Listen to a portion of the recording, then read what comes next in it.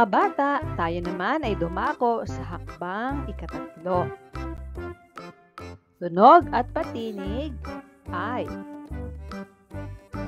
Letrang I na may tunog na I. Malaking titik I at maliit na titik I. I. I. Malaking I. Maliit na I.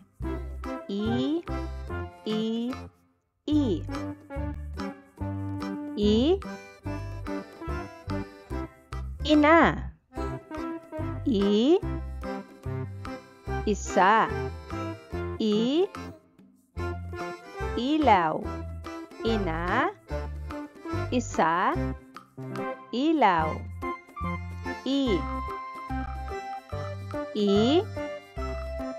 Isda. I. Ihaw. I. Ipis.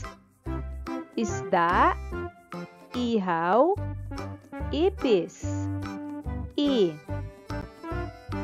Bilugan ang unang letra ng mga larawan. Tulad ng ibon, ipis, itlog, ina, ilaw, isa. Ang lahat ng mga nasa larawan ay nagsisimula sa titik I o may tunog na I. Ngayon naman, bilugan lahat ang letrang I na makikita sa ibaba. Maaari mong isulat ang iyong sagot sa papel.